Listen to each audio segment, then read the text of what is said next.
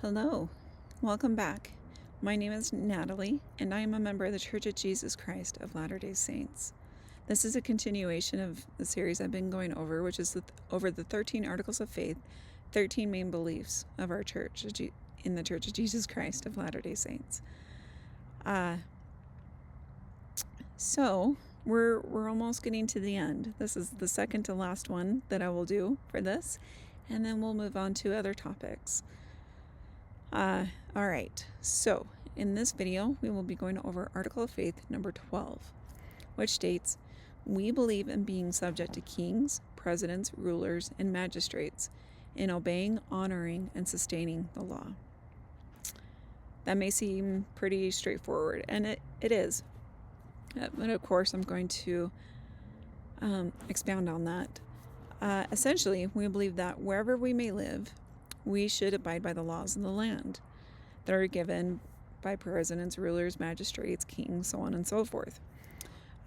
We need to be responsible and positively contribute to the society. Following the laws of the land also promotes moral behavior, which, of course, leads to respect. We should have respect of all human beings. Now, being a good citizen is not just about following the laws. It's about creating a better world. For example, think of, following traffic laws. It helps maintain safety on the roads, while those who pay taxes contribute to public services like schools and hospitals. These actions reflect a commitment to the well-being of others, which is pretty important. I think that helps create a harmonious society. Now, with this belief, as members of the church, our leaders encourage us to be involved with politics, meaning we every time there's an election coming up, our leaders will get up on the pulpit and read a letter from the first presidency of the church. Excuse me. And we are reminded to go out, study the issues, study the candidates, and vote. Now, the church does not tell us of who we should vote for.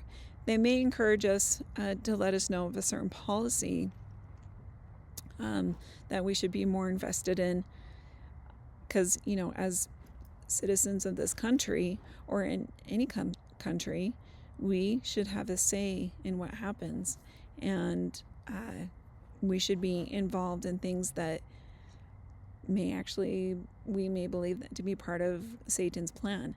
Now, again, that's voting on issues. Say sometimes there's an amendment or something and that will be put on the ballot, and we should go out and study that issue and then determine what's best. And sometimes the church will give out information about it, of why maybe we shouldn't vote for it, yes or no. However, ultimately, it's our decision on how we vote. But once again, the church does not tell us on who we should vote for.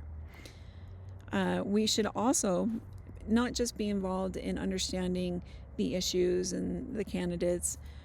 We should also be involved. I mean, everyone, no matter what religion or no religion or whatever you are, you should get involved if you feel called to run for a certain office, whether that be mayor or city council at large or the president of the United States or whatever it may be.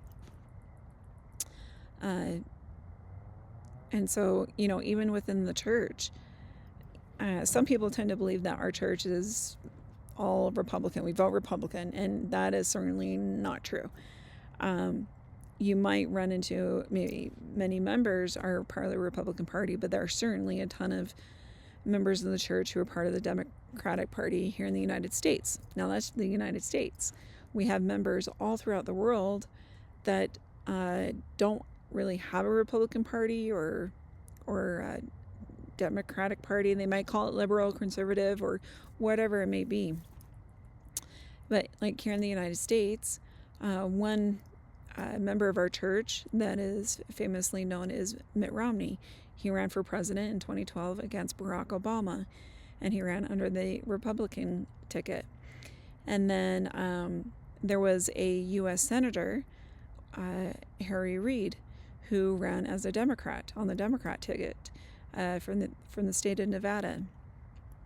And there have been a host of other of people from our church who have run for office.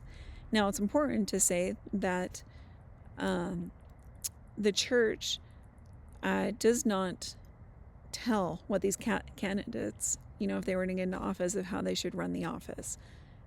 That is completely wrong for our church to do. It is up to the individual who is running and how they are going to obviously handle the issues and, basically help constituents within their jurisdiction. Of course, anyone who has values, beliefs, will influence how you are, how you vote. That's a given. It doesn't matter what religion or no religion that you're part of.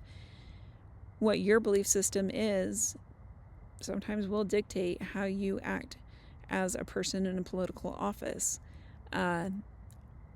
But in no way does that mean that our church, or even to say the Catholic Church or the Presbyterian Church or whatever, are the ones who are in charge of leading a country just because they have a member of their church in that political office. So, anyway, I kind of got a little winded. I'm not trying to be political, just sharing, my insight to this. So again, we believe in being subject to kings, presidents, rulers, magistrates, in obeying, honoring, sustaining the law.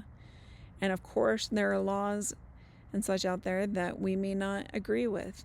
However, we need to be good citizens and keep the law, but we can certainly go out and lobby for things to change. And that has happened in history, where laws have changed for the benefit of majority of people who believe in that belief, that value system. And because it certainly is good for majority of people, if not all. Anyway, so there is that. I encourage you to get involved. Get involved with your politics. I don't care what party you're part of or what issues you want to be part of, but get involved. Get to know the issues, and vote based on your conscience. Anyway, so thank you for listening, and God bless.